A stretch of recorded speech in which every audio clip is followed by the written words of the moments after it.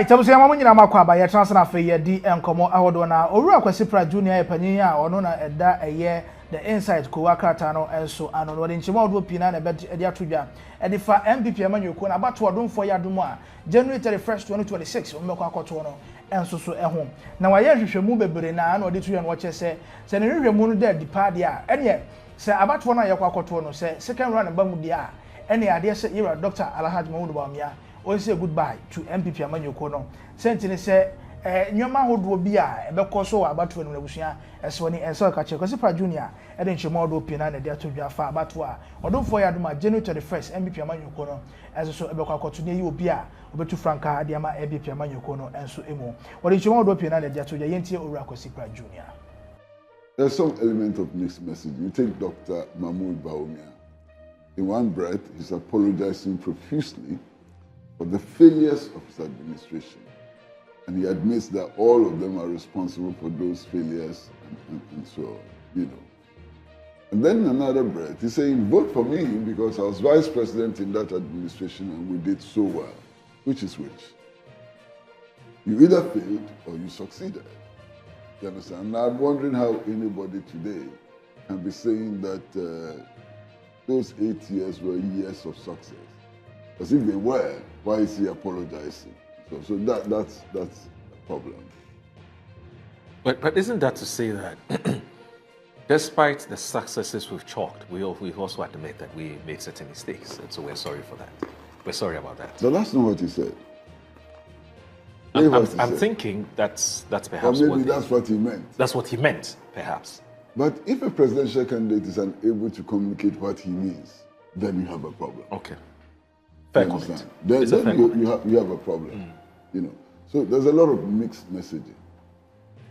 Then there is Mr. Brian Agyapong, and I listened to him very closely yesterday, and he was asked about the fact that he's been throwing jibes at other candidates. And he says, well, that's campaigning, is going to continue. I mean, if they hit me, I'll hit them back. And so on. That suggests that the extent to which the party wants to build a certain harmonious relationship between the candidates and so on is threatened. If they are going to hit and hit back and so on, then there's a problem. Now, he himself has received a jolt. You know, he claimed that the arrangements for cocoa purchasing and so on were done by him. Other people have come out, including this guy who was at the cocoa board. Mr. Edu. Joseph Boahin Edu. Joseph Boahin Edu. To suggest, not to suggest, to actually tell him bluntly that he's a liar.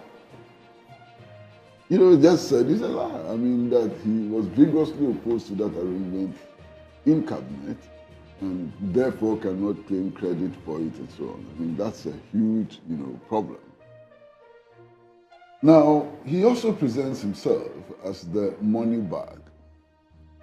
At a time when people are worried about the influence of money in our politics, and people are looking for ideas and so on. So again, that presents as a problem for him and also, for the party. Interestingly, Agyapong doesn't seem to be making the waves at all. If I'm mistaken, you can tell me. Yeah. You understand? I mean, this morning I've been listening to radio, I've been listening to an analysis of the vetting process and so on. And he doesn't feature much, And he, in the competition for the 2024 flag bearership, sounded to me as one of the most articulate, and honest, persons in that campaign. He, at that time, was able to stand up and say, look, we have done many things which are wrong. We need to change if we want to win elections and so on. Not many candidates were able to do that. So he sounded to me as somebody who was quite honest. So, and then again, he had a vision of Ghana. It was interesting. Right-wing, but interesting. So what do I take from yesterday's vetting? There's a long way to go for everybody. And Collins knows his party better than I do. And he says that, look, there's likely to be a third round. I won't argue with him on that. I didn't say that. He says he doesn't foresee a third round. Oh, you think it will be an outright win? Yes. I don't foresee. That's what he foresees. That is mine. I don't foresee a second round. Interesting. Yes. But there are others who see the possibility of a third round. And if we get into a situation where there's a third round, I think that will be saying goodbye to Dr. Bawumia. You mean a second round? A second round, Yes. Thank you. A second round. Thank you very much. I mean, that certainly would be, the turn where Bawumia will receive his goodbye. Why? Because if you watch the campaign, it does appear that there's more between the other candidates working together than working with him. Okay. It's clear. I don't see how somebody like Kennedy Akomprekun, if there's a second round and he's running against Dr. Bawumia, would not get the votes of many of the others against Dr. Bawumia. I don't see how that's possible. You understand? So whatever it is going to be an interesting race. But you see, you cannot do an assessment of the contest within the New Patriotic Party without looking at what is happening in the National Democratic Congress. It's important. These apparently are the two strongest political parties. I mean, there's a long way to go, more than 3 years to go. It is possible to get another force emerging, just in the realm of possibility, to get another force emerging. But as of now, these are the two major contending, forces. And one advantage which the National Democratic Congress will have, and which you cannot dispute, is the fact that it is the incumbent party. That's a strong advantage, you understand. Also, so far, its performance in the area of the economy appears impressive.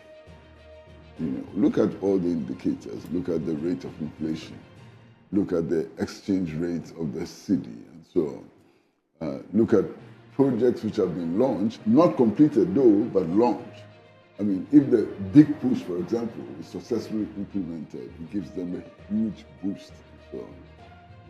But then in addition to that, we also have to begin to look at the possible candidate who may emerge.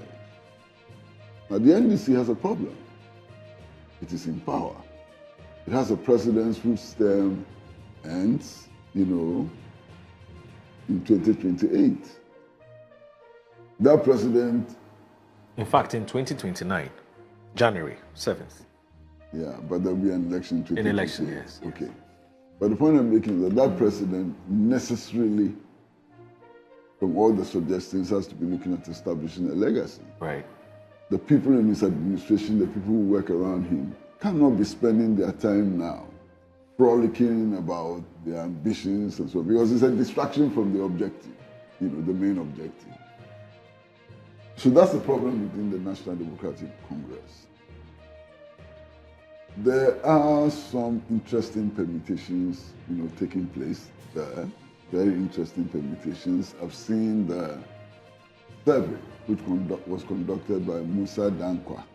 I think it's too early yet, but he's done some survey which suggests that Mr. Haruna Idrisu, Honorable Haruna Idrisu, is the favorite, but favorite to 26%. That doesn't tell us much. 26% doesn't tell us much. Yeah. Understand? And then Johnson Asidu Ketia second with I think around 24%, which also doesn't tell us much and so on. I think that whoever will pick in the National Democratic Congress will pick much, much later. And it is important to go easy, on looking at the National Democratic, Congress and so on. Whatever it is, at the end of the day, what are we looking for? We are looking for a political party which will break with the past. Because the path of neoliberalism that we embarked upon vigorously from 1983 has been disastrous for this country. And indeed, both political parties have pursued that path, to some extent, and some more extensively than others and so on. But that's the path we have been on.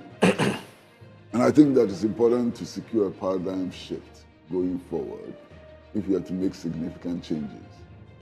There are key things that a lot of people will be looking at. One of the key things happens to be the fight against galamsey.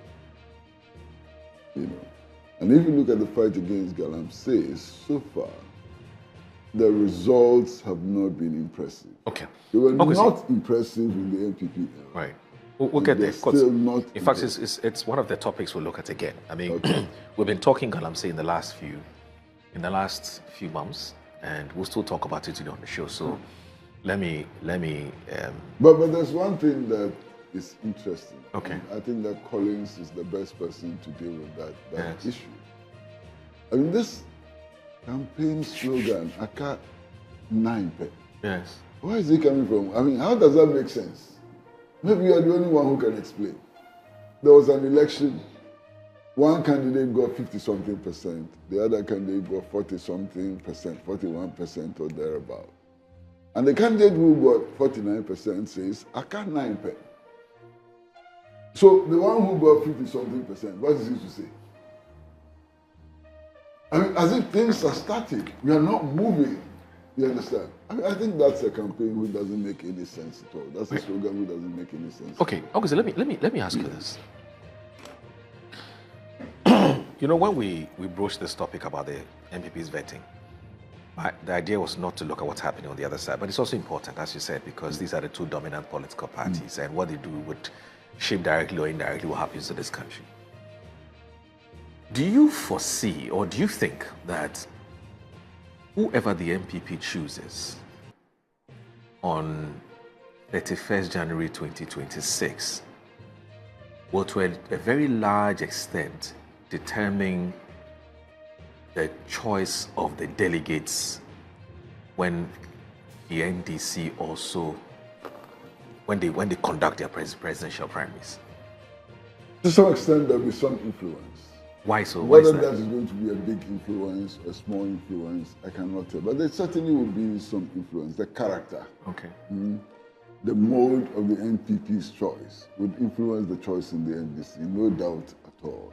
I mean, if the NPP were to choose a Buga presidential candidate, I quite suspect that the NDC would want to choose somebody who would be able to match, that candidate, There's quite a problem with the fact that it's a contest of political parties. It's also a contest of individuals at a certain level. Right. And I think that is going to be extremely, important. But be that as it may, there are very interesting times ahead. I believe very, very strongly that one of the key reasons why the NPP lost so massively, the second worst electoral defeat in the history of Ghana, throughout our history. It's the second time a party has lost, as they say in local parlance, poto, like this. You understand? And I believe that one of the reasons is that the NPP isolated itself. You understand? It fought against everybody and anything.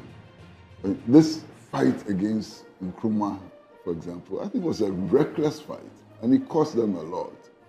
Because if you look at the results of elections since 1992, you would find that those who have won elections somehow,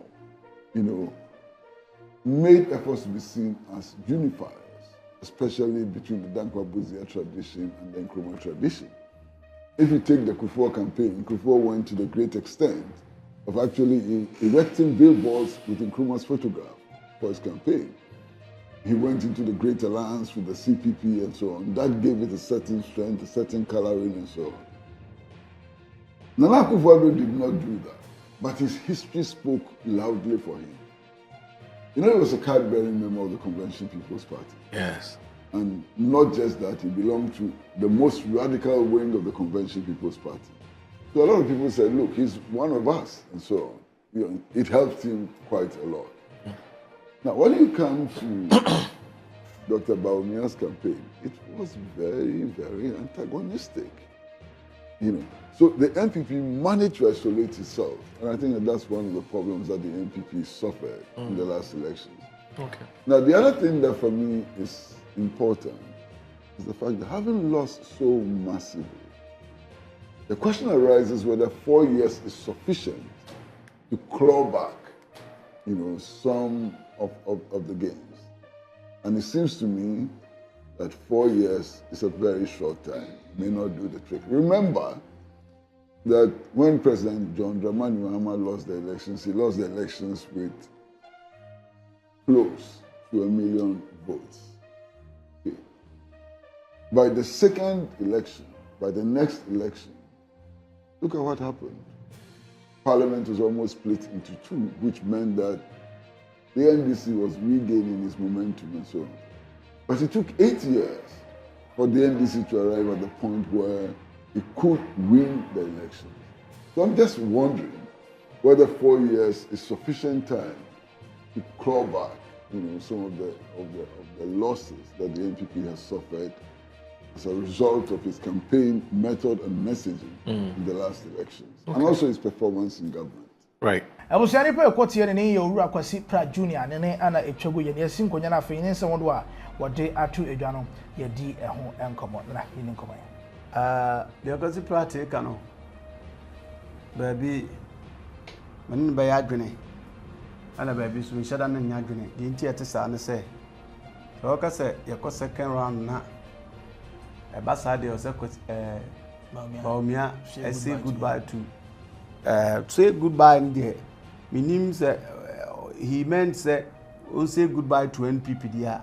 And NPP also say goodbye to Ebia say goodbye to political ambitions and our presidential ambitions. So I also can about to say goodbye there. Now Obia ya to aba na Obia se na meaning say goodbye there. Ka better na party na ma so aba betro. No aba be bi. To me feel say bia he wanted to say and na on cassette.